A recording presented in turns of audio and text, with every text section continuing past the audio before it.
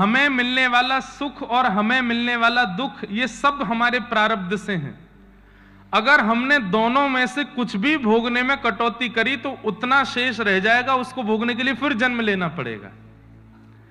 इसलिए आपके बिना प्रयास करने पर भी अगर अनायासी सामने से उपस्थित और व्यवस्थित सुख यदि आ रहा है तो उसको भोग लेना चाहिए। भक्त का कई बार ऐसा स्वरूप हो जाता है कि वो व्यवस्थित और उपस्थित, मतलब आप समझ रहे हैं ना, व्यवस्थित उपस्थित का मतलब है कि सामान्य सुख एक होता है कि एक्स्ट्रा ऑर्डिनरी सुख। एक्स्ट्रा सुख क्या होता है? जो है नहीं फिर भी क्रिएट किया गया। पानी से भी गला ठंडा हो सकता है लेकिन जबरदस्ती कुछ और पी रहे हैं, ये उपस्थित सुख नहीं है। दूध से भी काम चल सकता है, लस्सी से भी बढ़िया हो सकता है, लेकिन अनर्गल वस्तुओं को सेवन करके अपने चित्त को व्यथित कर रहे हैं, ये उपस्थित सुख नहीं है। जो काम पानी से हो सकता है वो पीले पानी को पी करके क्यों करना? तो उपस्थित सुख सबको भोग लेना चाहिए क्योंकि वो प्रारब्ध से प्राप्त है और उसको भोगेंगे तो वो कटेगा और उससे हमारा जीवन का जो प्रारब्ध है वो नष्ट होगा। तो महाप्रभु जी ने विठल दास जी को समझाया कि तुमको वृंदावन की प्राप्ति हुई, ये तुम्हारी भक्ति का प्रभाव। अब तुमको प्रधानमंत्री पदवी की प्राप्ति हो रही है तो इसको ठुकराओ नहीं, ये तुम्हारा प्रारब्ध है, भोग लो। और जब तन मन प्राण बिल्कुल व्याकुल हो जाएंगे, वृंदावन के लिए नहीं रह पाओगे, वहां पे छोड़ के आ जाना, लेकिन तब तक के लिए चले जाओ। तब विठल दास जी गए और जाकर के उन्होंने प्रधानमंत्री पदवी को स्वीकार किया। बहुत सुंदर चरित्र है विठल दास जी का। तो ठीक उसी प्रकार अपने जीवन में आने वाले सुख दुख प्रारब्धों को भोग लेना चाहिए। दुख भी आवे तो उससे भागो नहीं, हां प्रयास करो कि वो दुख घटे, पर जितना जीवन में आ रहा है उससे विचलित मत हो, उसको भोग लीजिए। अब यहां प्रसंग आता है श्री माधव दास जी का। उनको अतिसार का रोग हो गया, पेट में रोग हो गया, तो ठाकुर जी उनकी सेवा करने के लिए आए। तो माधव दास जी ने हाथ पकड़ के कहा, आप मेरी सेवा करने आ गए, मुझे ठीक कर दो। तब भगवान बोले, ठीक कर दूंगा, तो ये जो तुम्हारे प्रारब्ध का बचा हुआ दुख है 4-5 दिन का, और इसको भोगने के लिए तुम्हें फिर से जन्म लेना पड़ेगा, इसलिए इसको भोग लो। कई बार बंधुओं ऐसा होता है, बहुत ध्यान से सुनिएगा, कि जब आप भक्ति मार्ग में अग्रसर होते हैं, अचानक से बहुत सारे कष्ट आने लगते हैं, एक के बाद एक, एक के बाद एक, एक के बाद एक। कभी मौसी कष्ट दे रही हैं, कभी बुआ कष्ट दे रही हैं, कभी पत्नी कष्ट दे रही है, कभी पति कष्ट दे रहा है, कभी व्यापार कष्ट दे रहा है, कभी शरीर कष्ट दे रहा है। अचानक से कष्टों की श्रृंखला बढ़ जाती है। उसका मतलब क्या है? ठाकुर जी ने विचार किया कि इसको 80 साल में जितना भोगना था, इसको 80 दिन में भोगवाओ, खत्म करो, जितना भी ये सब एक बार में करवा करके नष्ट करो, ताकि आगे के जीवन में भजन आनंद से कर सके। इसलिए उसको स्वीकार कर लीजिए। धीरे धीरे धीरे धीरे धीरे धीरे पूरे जीवन में भोगने से अच्छा है। कई बार जब आपका भजन ठाकुर जी स्वीकार कर लेते हैं ना, तो स्वीकार करते ही ठाकुर जी कुछ दिनों के लिए भयंकर कष्ट दे देते हैं। बोले इसको भोग लो, इसको यहीं स्वीकार करके नष्ट कर लो, ताकि आगे तुम प्रसन्न रह सको, आनंद में रह सको। और दूसरा कारण यह भी होता है कि भक्ति काल में आकर के प्रारंभ में ही ठाकुर जी कष्ट देकर के आपको आदत दिलवा देते हैं। आप उसके इतने आदी हो जाते हो कि फिर बाद में कोई कष्ट आता भी है तो आप प्रिपेयर्ड रहते हो कि कोई बात नहीं। जैसे फाइनल एग्जाम तो फरवरी मार्च में होते हैं, लेकिन जुलाई से ही स्कूल के हिटलर टीचर जो हैं वो हर दिन आज ये टेस्ट, आज ये टेस्ट, अब ये असाइनमेंट करके लाओ, ये करके लाओ। कभी कभी तो वो होता है क्या बोलते हैं उसको, हाँ सरप्राइज टेस्ट। आजकल तो स्कूल की पढ़ाई बदल गई, पर मेरी उम्र के बहुत सारे बैठे हैं यहाँ पे। हमारे स्कूल टाइम पे भी टीचर बहुत मुस्कुराती हुई आती थी कभी कभी। हम कहते आज ये इतनी खुश क्यों है? तो आते ही सीधा मार्कर उठा करके जैसे ही एस लिखती थी, मैंने कि हो गया सरप्राइज टेस्ट, सरप्राइज टेस्ट। हाँ भाई, सब लोग अपने बैग में बुक्स रख दो, सबको पेपर दे दिए जाते, सामने क्वेश्चन लिखे गए। कितना अत्याचार होता था बच्चों पे। क्यों होते हैं भाई? स्कूल का जो पूरा नियम है ना, वो ठाकुर जी के नियम से ही लिया गया है। ये सरप्राइज टेस्ट होना, हाफ ईयरली होना, प्री टेस्ट होना, ये सब कुछ क्यों है? ताकि फाइनल की प्रिपरेशन अच्छी हो जाए। तो हमारी लाइफ जो है, जैसे 3 घंटे का एग्जाम होता है, ऐसे ये 3 भावों में विभाजित है, बाल अवस्था, युवा अवस्था और वृद्धावस्था। बीच बीच में ठाकुर जी ये टेस्ट लेते रहते हैं, सरप्राइज ज्यादा ले लेते हैं। क्यों? ताकि हम लोग प्रिपेयर्ड रहें फाइनल के लिए। और जब फाइनल पास हो जाता है, कई लोगों की फाइनल जो है वो 25 साल में ही हो जाता है, कई लोगों का फाइनल 30 में ही हो जाता है, कई लोगों का फाइनल 80 तक ही खिंचा रहता है। भजन करने वाले का फाइनल 30 से पहले पहले हो जाएगा। और एक बार फाइनल हो गया, फाइनल एग्जाम क्लियर हो गया, उसके बाद क्या है? तान दुपट्टा, वाह आनंद करो। अब तो आप बन गए, शहंशाह बन गए। अब तो केवल भजन करो, नाम करो, कीर्तन करो, कथा सुनो, खूब प्रेम से रहो। फिर उसके बाद में बीच में दुविधाएं आती भी हैं, तो वो इतनी बड़ी लगती नहीं है। बोले ठीक है, हो गया हमारा। तो इसलिए विपत्तियों को और सुखों को, दोनों को स्वीकार करो, दोनों प्रारब्ध जन्य होते हैं। इस प्रकार की बात है। अब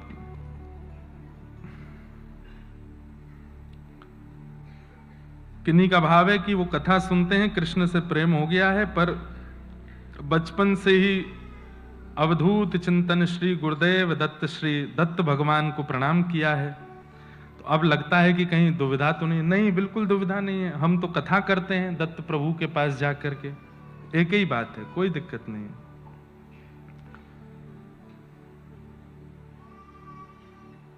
हाँ, किसी का भाव है कि जितनी देर हम कथा सत्संग में रहते हैं उतनी देर तो हम डूब जाते हैं, पर जैसे ही वहां से निकलते हैं फिर से संसार में आकर ये दास प्रभु का विस्मरण हो जाता है।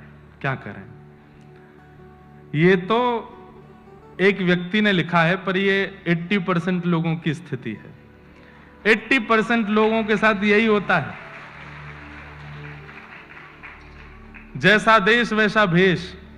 यहां आ गए तो महाराज बिल्कुल ऐसा लगता है 3 घंटा बैठ करके बस यही महाराज जी की ही है सब कुछ, इन्हीं के संग लग दो, वृंदावन को भजना है और कुछ करना नहीं। और जैसे यहां से बाहर निकले, नीचे पानी पूरी वाला देखा। मैंने देखा था कल मैं गाड़ी से जैसे ही निकला तो मैं देखता हुआ जा रहा था।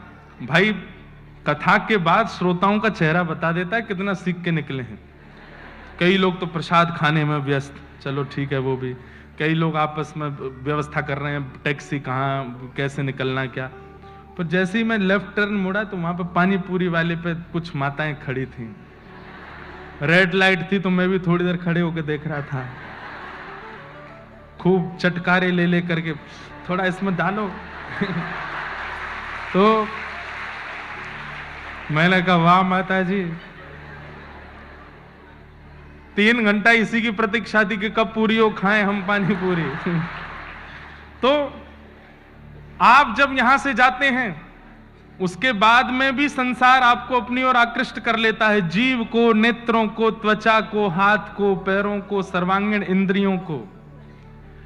कहीं ना कहीं ये इस बात का प्रमाण है कि अभी भजन बन नहीं रहा है। स्थिति पता है कैसी हो जाती है कि कथा सुनने के बाद में बस मन नीचे नजर हो जाती है और मौन रह करके बस लगता है जल्दी घर पहुंचे, एकांत में बैठें थोड़ी देर और चिंतन करें। वो कथा मन में मेरे साथ ऐसा होता है। इसका आप एक काम कर सकते हो,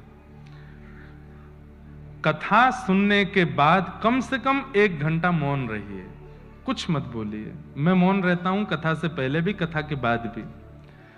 आप विश्वास नहीं मानेंगे, 8 बजे, 8:15 बजे कथा पूरी होती है, पर 10 बजे तक खुमारी चढ़ी रहती है मुझे। वो विषय, कल सक्कूबाई नृत्य कर रही थी चित्त में, सक्कूबाई का वो स्वरूप दिख रहा था। परसों पुरंदरदास और पुरंदरदास की पत्नी सरस्वती बाई वो दिख रही थी। ये सब भाव चलते रहते हैं मन में। और ऐसा ही होना चाहिए, यही स्वरूप होता है। उसके लिए करना क्या है? मौन हो जाइए, थोड़ी देर मत बोलिए, और हो सके तो विषय वार्ता और संसार के जो विषय हैं, कम से कम कथा सुनने के बाद 1 घंटा उनके समीप मत जाओ। हम कह रहे हैं कि यहां से निकल के फुटपाथ पे 1 घंटा वेट कर लो, फिर पानी पूरी खाने जाना, आपका मन ही नहीं होगा। वो 1 घंटे का जो चिंतन है ना भाई, भोजन के बाद भी पचाया जाता है उसको, कथा को भी पचाने के लिए थोड़ा समय तो दो। अब कथा हमने आपको सुनाई, उसके बाद तुरंत आपने वो संसार का विषय स्वीकार किया, सब खराब हो जाता है। औषधि लेने के बाद में परहेज तो करना पड़ेगा। लाला रो है।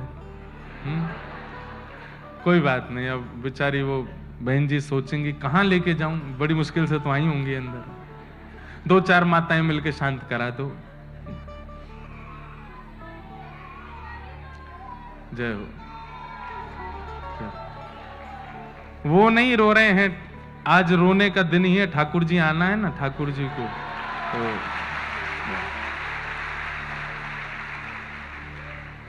क्या बता रहा था मैं? ऐसा होता है, मन जरा सी बात पे इधर उधर चला जाता है। तो इसलिए ये तो 80% लोगों की दुविधा है कि कथा से निकलते ही सब गुड़ गोबर हो जाता है। ये नहीं होना है, इसके लिए मौन रहिए, और कम से कम 1-1.5 घंटा ना कुछ खाइए ना कुछ पीजिए। हाँ, थोड़ा जलपान आदि कर सकते हो, बाकी विषयों से थोड़ी देर दूर रहो।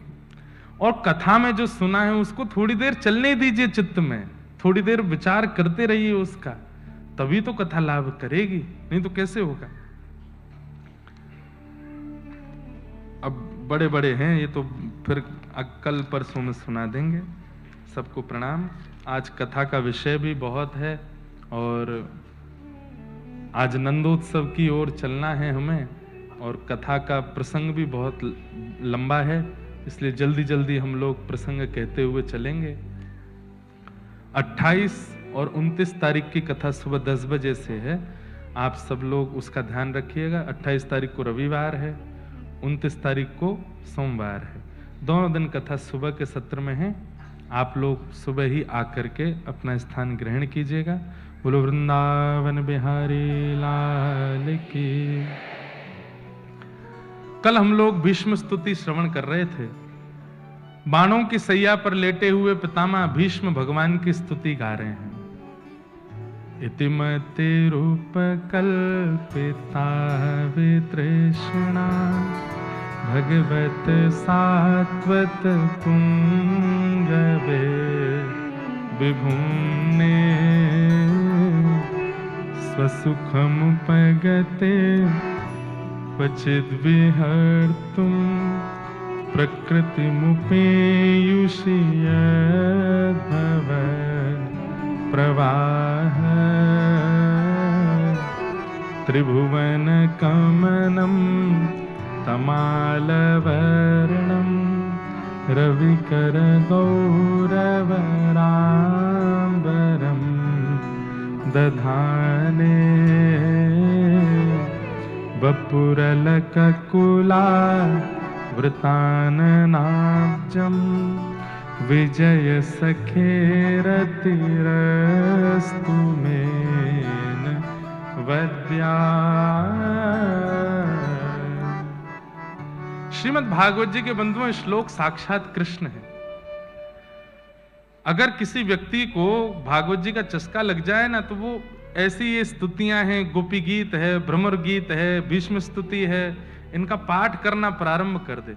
जैसे बंधुओं हम माला करते हैं ना, एक मन का, दूसरा मन का, तीसरा मन का, चौथा मन का, पांचवा, ऐसे किसी कोई 28 नग के करते हैं, कोई 108 के करते हैं, कोई 1008 के करते हैं। ऐसे ही स्तुतियों की भी एक माला होती है। ध्यान से सुनिएगा, स्तुतियों की माला कैसे। आपको कितनी स्तुतियां याद है? 1 याद है, 2 याद है, कम से कम 8 तो होनी चाहिए। 8 स्तुतियां याद होनी चाहिए। स्तुतियों में जैसे अगर भागवत के उपासी हैं, या वृंदावन से कई लोग यहाँ दीक्षित बैठे हैं, हरिदास परंपरा से हैं, हरिवंश परंपरा से हैं, वल्लभ कुल से हैं, रामानुज परंपरा से, रामानंदी परंपरा से, अपनी परंपरा के पाठ कीर्तन उन सब में कम से कम 8 चीजें आप याद करो और उनको भी माला की तरह करो। जैसे भागवत जी के उपासक कैसे करें, भीष्म स्तुति का पाठ किया, फिर उसके बाद गोपी गीत का पाठ किया, भ्रमर गीत का पाठ किया, भिक्षुक गीत का पाठ किया और वेणु गीत का पाठ किया। इतने पाठ आपने कर लिए। अब माला की तरह क्या होता है कि माला मन के से फिर दोबारा फेरी जाती है, फिर दोबारा उसका पाठ करो, फिर उल्टा पाठ करो, फिर वेणु गीत का पहले करो, फिर भिक्षुक गीत का करो, फिर गोपी गीत का करो और फिर भ्रमर गीत का करो, फिर भीष्म स्तुति का करो। इस प्रकार स्तुतियों की माला। अब आपको पद याद है, स्तुति याद नहीं है, सूरदास जी के, कुंभन दास जी के, छीत स्वामी जी के, गोविंद दास जी के, तो जो जो पद याद हैं उनको भी माला की तरह करो। सूरदास जी के पद से शुरू किया गोविंद दास जी तक, फिर वहां प्रणाम करके फिर गोविंद दास जी के पद से शुरू किया सूरदास जी तक। ये पदों की माला। अब आप लोग महाराष्ट्र में रहते हैं, वारकरी कीर्तन याद है, संत ज्ञानेश्वर माउली के, तुकाराम जी के, नामदेव जी के, एकनाथ जी के, जनाबाई जी के। आज यहाँ कई सारे हमारे आ रहे हैं, बंबई के भी एक से एक अद्भुत। अंकिता जोशी जी आई होंगी, कहाँ हैं, दिख रही हैं? अजय ये बैठी, वाह वाह, जय हो आपकी। आज एक अभंग आपको सुनाना है। किनका? नामदेव जी का सुनाएंगे, तुकाराम जी का सुनाएंगे। बहुत बहुत सुंदर अभंग गाती हैं। तो जैसे आप महाराष्ट्र के प्रेमी भक्त हैं, यहां के अभंग एक से एक अद्भुत हैं। सुंदर ते ध्यान उभे विटेवरी, सुंदर ते ध्यान। मेरे को मराठी ज्यादा आती नहीं, पर मैं आपको बहुत सच्चे हृदय से बता रहा हूं, महाराष्ट्र और महाराष्ट्र के भक्त और उनके कीर्तन मुझे इतने प्रिय हैं कि अगर मुझसे कहा जाए कि भारतवर्ष के भक्तों की श्रृंखला में सबसे ऊपर आपके हृदय में कौन, तो महाराष्ट्र के भक्त। यहां के भक्तों की स्थिति, यहां के भक्तों की विचारधारा और उनकी शब्दावली अलग है।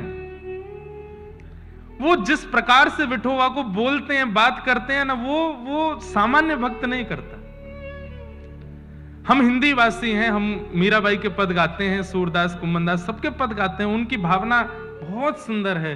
पर महाराष्ट्र के भक्त बड़े, एक तो दीन बहुत हैं और सरल बहुत हैं, सहज बहुत हैं, बहुत सुख मिलता है।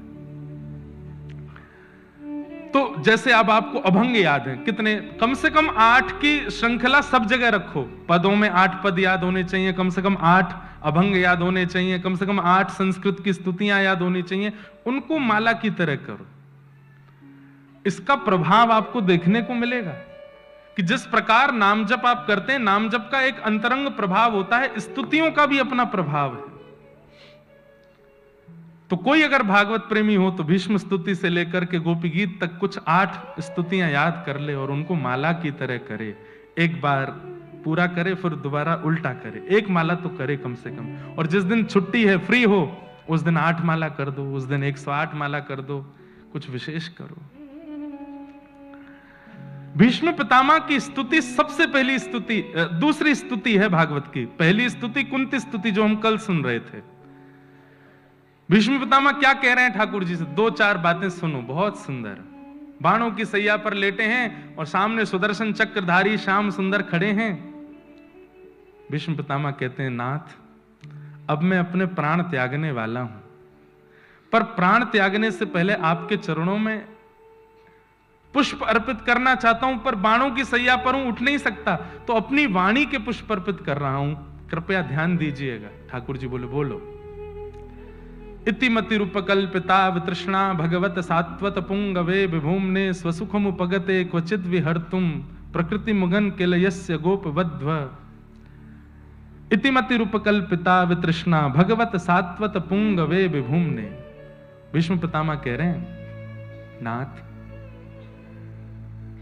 मेरी एक बेटी है, कुंवारी है, उसका ब्याह नहीं हुआ और मेरे प्राण जा रहे हैं, तो मैं चाह रहा हूं कि प्राण निकले उससे पहले मैं उसका ब्याह कर दूं। भगवान बोले, भीष्म पितामह तुम तो बाल ब्रह्मचारी हो, तुमने तो विवाह ही नहीं किया, बिना ब्याह के तुम्हारी लाली कैसे हो गई? भीष्म पितामह कहते हैं, नाथ इस पूरे ब्रह्मांड को आपने बिना विवाह के ही एक पुत्री दी है, और उस पुत्री का नाम है मति, बुद्धि। पुत्री कौन? जो पिता से अपनी इच्छा पूर्ण करावे, वो पुत्री। हम सबकी इच्छा, हम सबके अंदर इच्छा कौन प्रकट करता है? मति। तो हे नाथ, मैं अपनी मति रूपी पुत्री का विवाह करना चाहता हूं। क्यों? क्योंकि पुत्री जब तक अविवाहिता है तब तक पिताजी को अपनी इच्छा पूरी कराती है, और जैसे विवाह हो जाता है तो पति की इच्छा से पुत्री चलती है। ध्यान से सुन रहे हैं ना सब लोग? कथा में जाना है, किसी ने कहा कथा में चलो, मन होगा तो बता देंगे। मूवी देखने चलो, मन होगा तो बता देंगे। हर जगह हम लोग मन से ही पूछ के जाते हैं। ये मन रूपी मति, यही तो बेटी है। लेकिन अगर बेटी का ब्याह हो जाता है तो वो पतिव्रता हो जाती है। फिर पति कहता है, जैसे बेटी कहे कि ये खाना है, पति का नहीं खाना, ये नहीं वो खाना है, तो पत्नी कहती ठीक है जैसा आपको अच्छा लगे वो खा लेंगे। हे नाथ, मैं अपनी मति रूपी बेटी का ब्याह करना चाहता हूं। भगवान बोले, अच्छा किससे करना चाहते हो? बोले, त्रिभुवन कमनम तमाल वर्णम रविकर गौरवराम्बरम दधाने। त्रिभुवन नायक, तीनों भुवन जिनकी छवि छटा देख करके आनंदित हो जाता है, ऐसे त्रिभुवन नायक आपसे मैं अपनी पुत्री का ब्याह करना चाहता हूं। भगवान बोले, हम तुम्हारी बेटी को पसंद हैं, तुम्हारी मति को पसंद हैं। देखिए, स्तुति बड़ी बात नहीं है। स्तुति में शब्दों में प्रस्तुतिकरण क्या है? सीधे कह देते कि मेरी मति आपके चरणों में, नहीं, एक पूरा डेकोरम बनाया है कि मेरी बेटी, मेरी मति मेरी बेटी है और उसका ब्याह मुझे आपसे करना।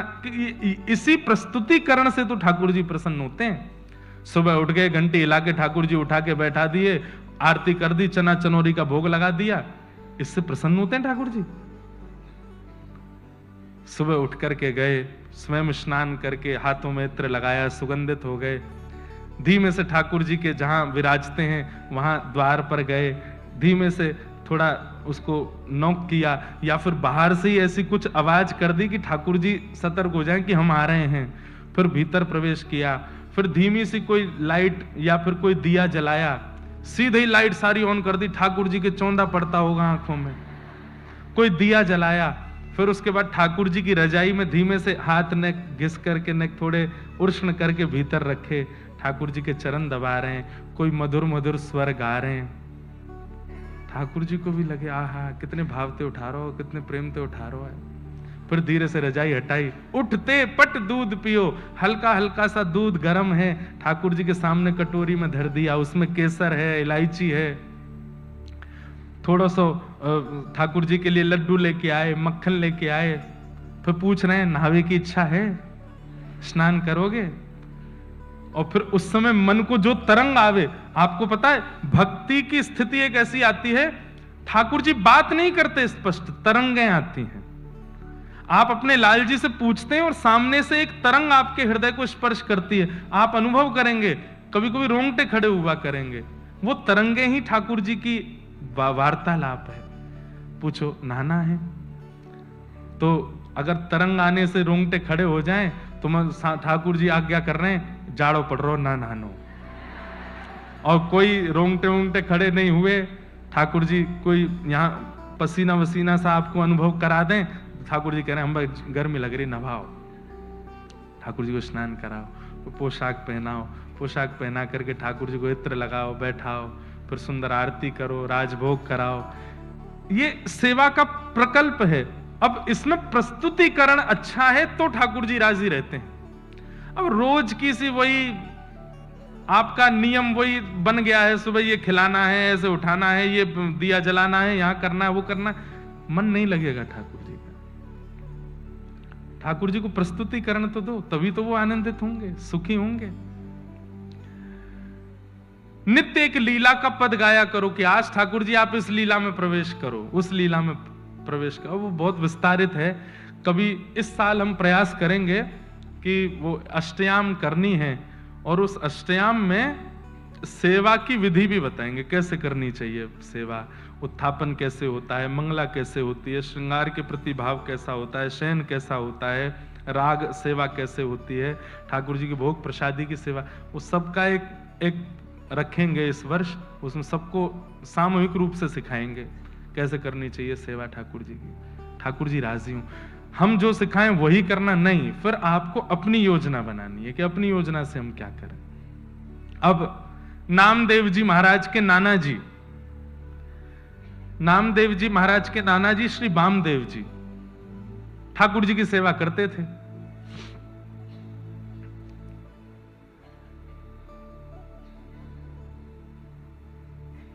आप कोई पद ढूंढ के रखिएगा नामदेव जी का, अभी गाना है, अभी बीच में ही गाना है। और आ रहे नामदेव जी तो सुनाई देंगे। तो नामदेव जी के नाना जी, आपको पता है नामदेव जी के पिताजी नहीं थे। श्री नामदेव जी महाराज अकेली माता के पुत्र हैं।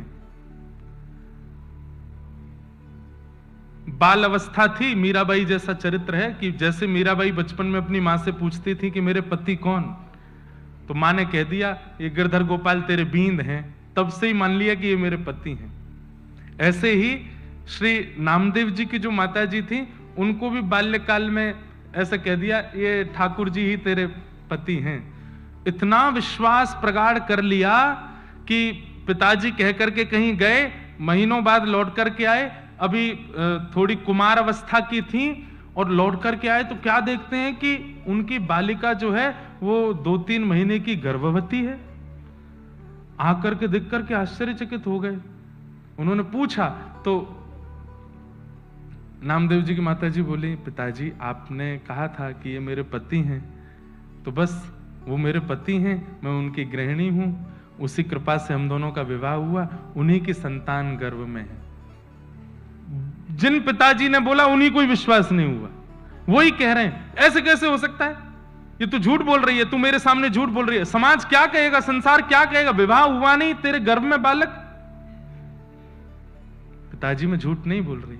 लेकर के गए ठाकुर जी के सामने, बोले शपथ खा के बोल। ठाकुर जी की शपथ खा करके बोली मैं सत्य बता रही हूं, ये ठाकुर जी का ही प्रसाद है। पिताजी के रोम रोम कांपने, अब भी विश्वास हो, तू झूठी शपथ खा रही है। तब आकाश से ठाकुर जी ने ही आकाशवाणी करके कहा ये झूठ नहीं बोल रही हैं, आपने इनको कहा कि मैं इनका पति, इन्होंने इतने भाव से मुझे पति माना, मैंने भी इनको पत्नी माना है, और इनके गर्भ में जो बालक है वो मेरा ही अंश है।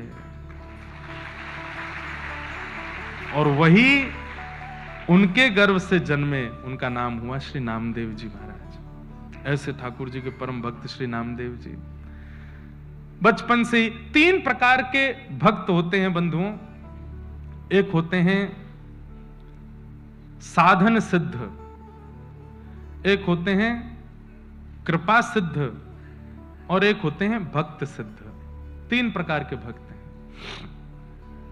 साधन सिद्ध कौन होते हैं? जो साधना करके भक्त बनते हैं, नाम जप करके, तिलक स्वरूप धारण करके, परिक्रमा करके, कथाएं सुन करके, भजन करके फिर भक्त बनते हैं, फिर उन पर ठाकुर जी की कृपा होती है। ये साधन सिद्ध हैं। दूसरे होते हैं कृपा सिद्ध। ये कृपा सिद्ध कौन होते हैं? जिन पर गुरुजन कृपा कर देते हैं। मतलब भक्ति इतनी नहीं है, साधना इतनी नहीं है, इतना नाम जप आदि नहीं है, पर गुरु प्रसन्न हो गए, और गुरु ने प्रसन्न होकर के दृष्टि देख ली और बस आशीष दे दिया कि तू भक्त हो जा, बन गए भक्त। और ऐसी भक्ति उनके चित्त में आई। अनेक भक्तों की लीला ऐसी। रैदास जी इस प्रकार के भक्त, कबीरदास जी इस प्रकार के भक्त, गोस्वामी तुलसीदास जी इस प्रकार के भक्त। और एक होते हैं सिद्ध सिद्धा, मतलब वो जन्म से ही सिद्ध हैं, ना गुरु की कृपा है ना साधन है, वो जन्म से ही भक्त हैं, और उनका प्रादुर्भाव दूसरों पर कृपा करने के लिए हुआ है। नामदेव जी कौन है? सिद्ध सिद्ध, ये जन्म से ही सिद्ध हैं। बचपन से ही भक्ति में इतनी रुचि। इनके नाना जी सेवा करते थे ठाकुर जी की, तो ये बाहर खड़े खड़े सोचते मुझे कब सेवा मिलेगी। एक दिन नाना जी से बोले मुझे भी सेवा। बोले तू अभी बालक है, अभी नहीं, थोड़ा बड़ा हो जा। थोड़े बड़े हो गए, बोले अब तो दीजिए। बोले अभी मैं हूं, जब तक मैं हूं तब तक मुझे करने दो, कभी मेरा कहीं आना जाना होगा तो ठाकुर जी की सेवा तुम कर लेना। अब तो वो हर दिन अपने नाना जी से पूछें आप कब जाओगे, आप जाओगे कब? नाना जी कोई काम नहीं है आपको, कहीं दूर चले जाओ, थोड़े पुणे आदि हुआ हो, कहीं मैं सेवा करूं ठाकुर जी की। एक दिन ऐसी योजना बनी, ठाकुर जी को ही इच्छा हो गई कि नामदेव जी मेरी सेवा करें। ये इतना व्याकुल होकर के मुझे देखते हैं, तो इनके नाना जी बड़े बड़े कार्यों को भी ठुकरा देते थे कि सेवा नहीं छोड़ूंगा, लेकिन आज एक ऐसा कार्य आया कि इनको जाना ही पड़ा, और तीर्थ के ओर जाना था, तो कुछ समय महीने लगा के आना था। बोले नामा, बोले जी नाना जी, बोले अब तेरा समय आ गया, अब मैं जा रहा हूं तीर्थ में, तू कर सेवा। ओहो, नामदेव जी तो नाचने लगे, बोले ऐसे सजाऊंगा, ऐसे श्रृंगार करूंगा, ऐसे भोग लगाऊंगा, अब तो मैं सेवा करूंगा, अब तो मैं इनके संग आनंद करूंगा। वामदेव जी चले गए, नामदेव जी सेवा में आए। ठाकुर जी की कुछ विधि सेवा की नाना जी बता के गए थे, बिना भोग लगाए पाना नहीं। ठाकुर जी के आगे भोग पधराया, भोग पधरा करके नामदेव जी बैठ गए, बोले पाओ।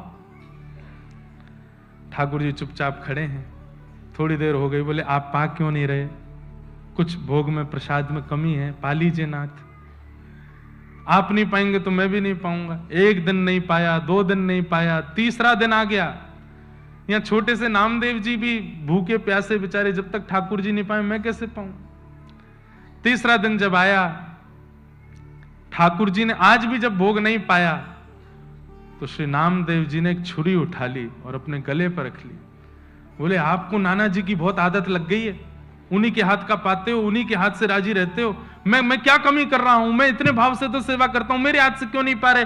आज भी अगर आपने नहीं पाया, मुझे ऐसा लग रहा है मेरी भक्ति शून्य हो रही है, आप नहीं पा रहे हैं, तो आपने नहीं पाया तो मैं अपने प्राण त्याग दूंगा। इतने में ही ठाकुर जी प्रकट हो गए, हाथ पकड़ लिया। अरे नामा, मैं ऐसे ही थोड़ी आ जाता हूं, तपस्या करनी पड़ती, कुछ दिन प्रतीक्षा करनी, तू 3 दिन में ही तू छुरी लेके बैठ गया।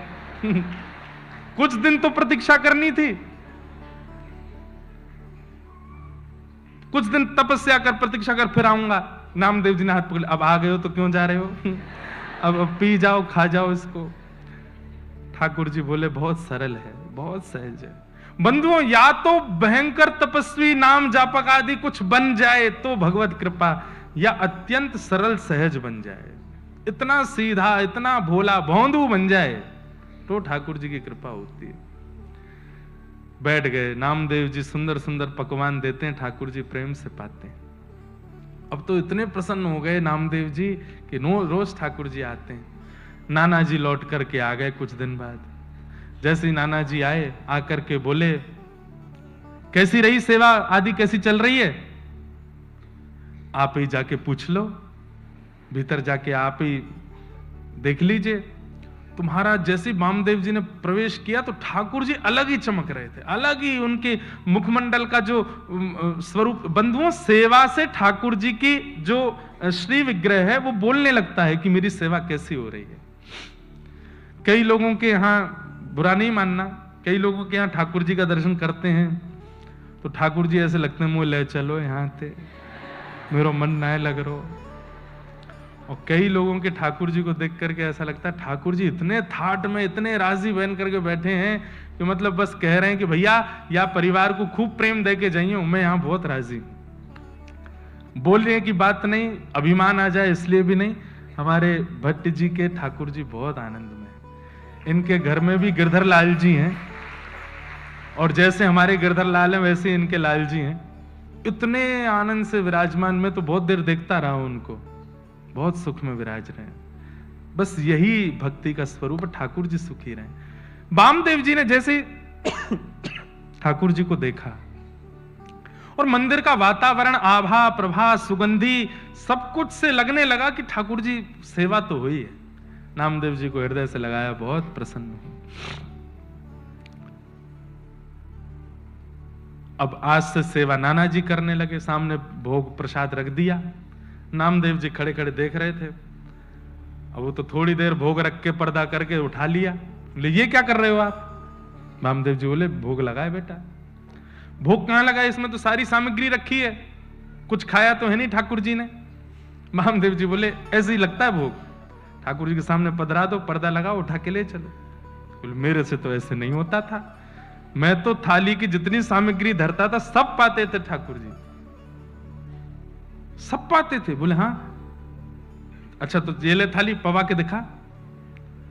सामने रख दिया। नामदेव जी बोले जय जय, आ जाओ, जैसे हर दिन आते थे वैसे आ जाओ, जल्दी आ जाओ। ठाकुर जी नहीं आए।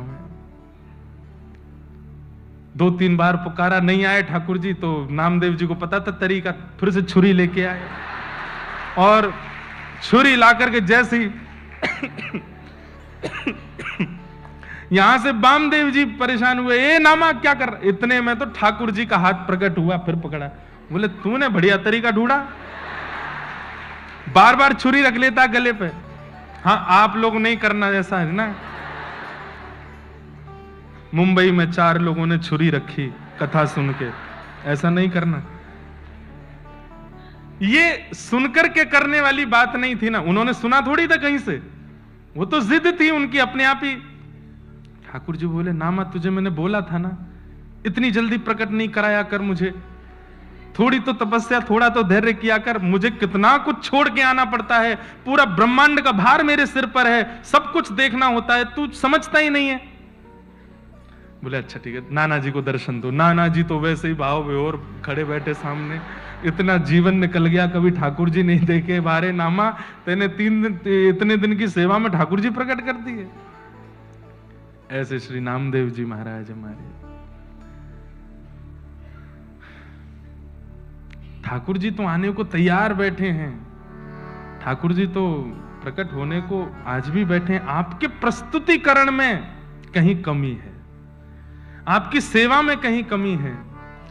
भीष्म पितामह जैसी वो भावना, वो सेवा बने, नामदेव जी जैसी वो सेवा बने तो ठाकुर जी आए, जनाबाई जैसी सेवा बने तो आए। अब हम नहीं गाएंगे, अब अंकिता जी एक अभंग सुनाएंगे आज नामदेव जी का, आप जल्दी आ जाओ। जय। और जरूर आप लोग बड़े भाव से सुनना। मराठी कितने लोगों को आती है? वाह भाई, तो इनका भाव सुन के फिर हमको सुना देना ये क्या गा के गए हैं। वैसे तो समझ आ ही जाना है, पर श्री नामदेव जी का भाव आइए।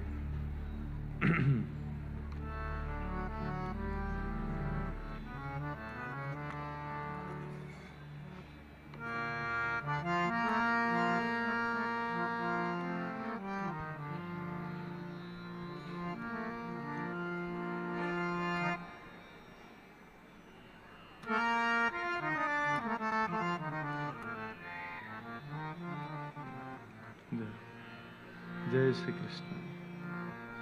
पुंडलीकवरद हरि विठ्ठल, श्री ज्ञानदेव तुकाराम, श्री पंडरीनाथ भगवान की।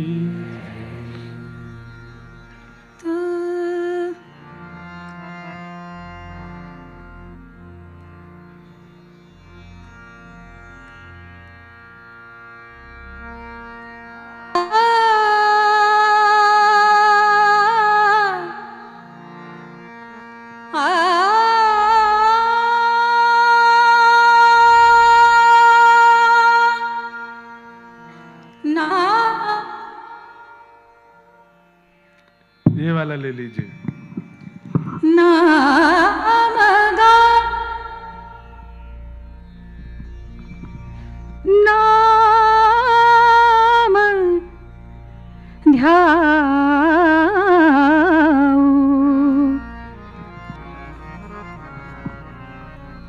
हो नाम गाऊ,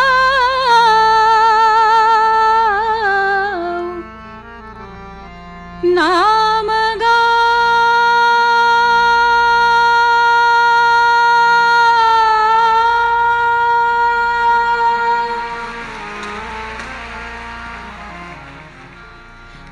नाम गाऊ, नाम ध्याऊ, नामे विठोबाला पाहू, नामे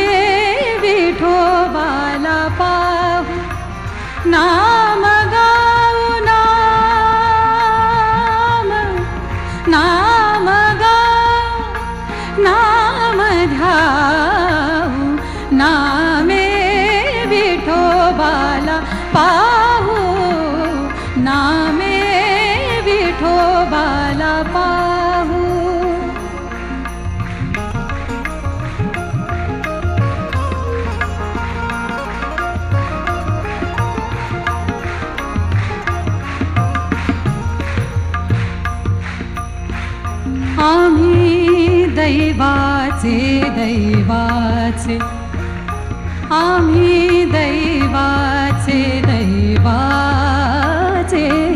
आम्ही दैवाचे दैवाचे दास पंढरी रायाचे हो दास पंढरी रायाचे आम्ही दैवाचे दैवाचे हो आम्ही दैवाचे दैवाचे दास पंढरी रायाचे नाम गाऊ नाम गाऊ नाम ध्याऊ नामे विठोबाला पाहू नामे विठोबाला पाहू नामे विठोबाला पाहू नामे विठोबाला पाहू हो टाळविणा घेऊन हाती हाती टाळविणा घेऊन हाती टाळविणा घेऊन हाती टाळविणा घेऊन हाती केशवराजे गाऊ गीते केशवराजे गाऊ गीते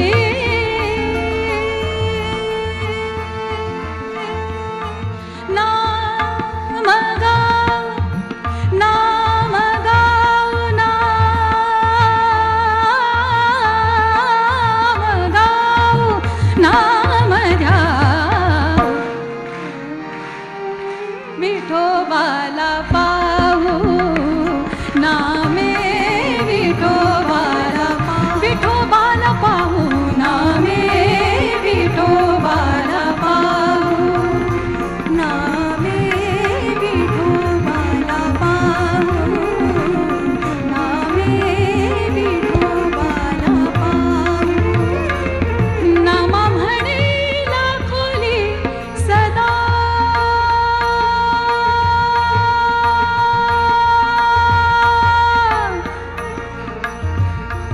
गम बनी नि नि नि नि नि नि नि नि नि गम बनी नि गम बनी पसनी रिसनी रिसनी निसा पनी मा प गम नि नि सा ग गम ग गम प म म पनी प पनी सा प पनी सा रि सा रि सा रि सा नि प म प गम पनी सा गम पनी सा गम पनी सा नाम म्हणेला खोली सदा नाम म्हणेला खोली सदा नाम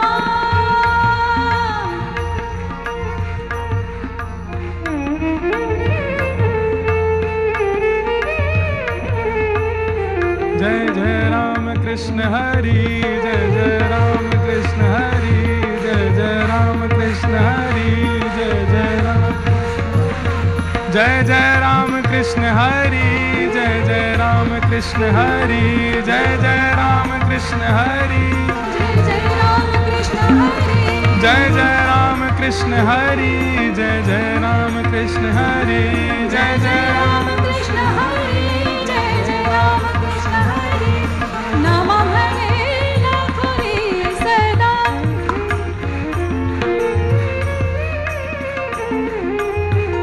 बधाई हो नंदोत्सव की बधाई हो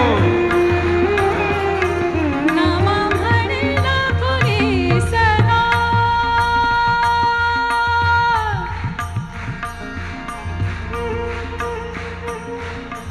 केसर तिलकम कृष्णवर्णं केसर तिलकम कृष्णवर्णं राधारमणं हरे हरे राधारमणं हरे हरे नाम म्हणेला खोली सदा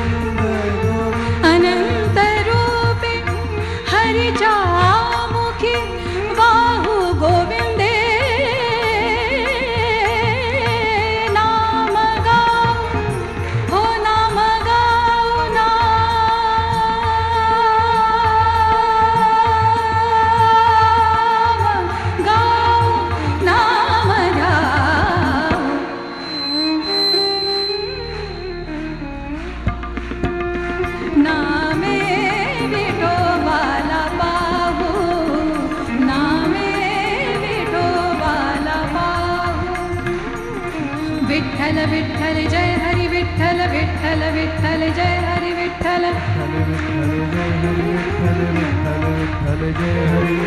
विठ्ठल विठ्ठल जय हरि विठ्ठल विठ्ठल विठ्ठल जय हरि विठ्ठल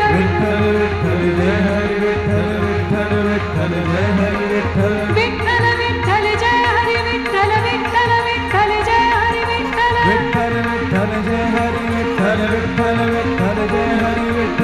पांडुरंग जय हरि विठ्ठल पांडुरंग जय हरि विठ्ठल पांडुरंग जय हरि विठ्ठल पांडुरंग जय हरि विठ्ठल विठ्ठल विठ्ठल जय हरि विठ्ठल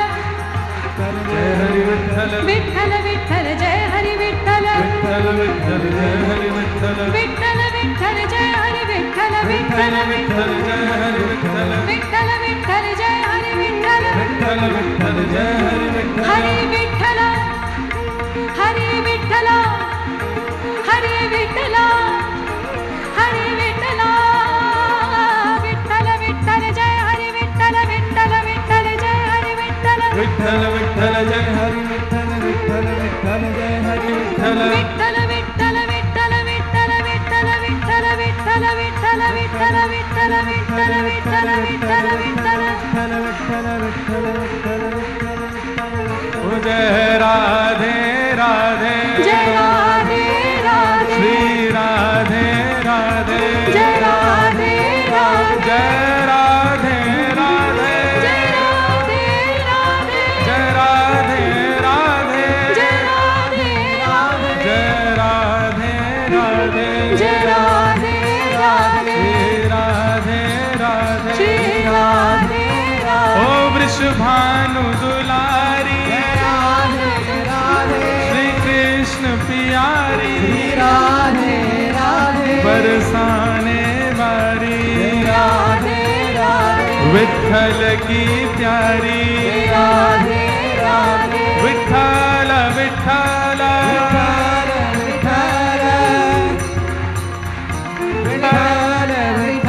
हे विठ्ठल विठ्ठल विठ्ठल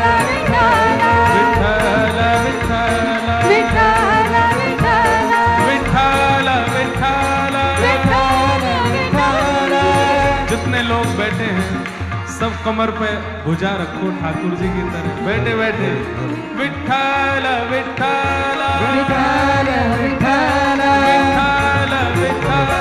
विठ्ठल विठ्ठल विठ्ठल विठ्ठल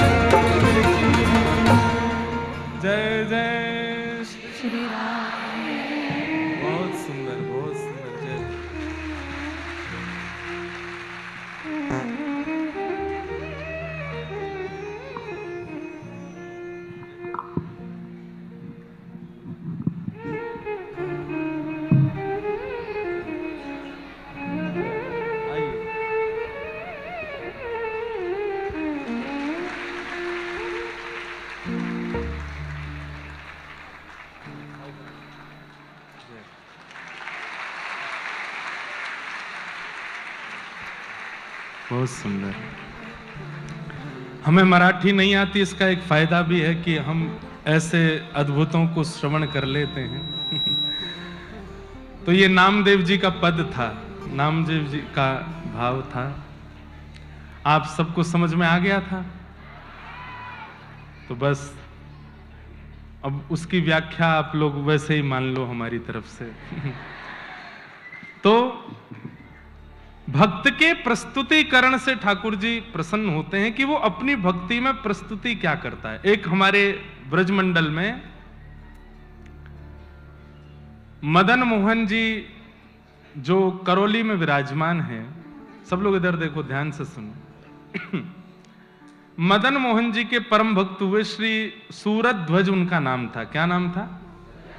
सूरत ध्वज।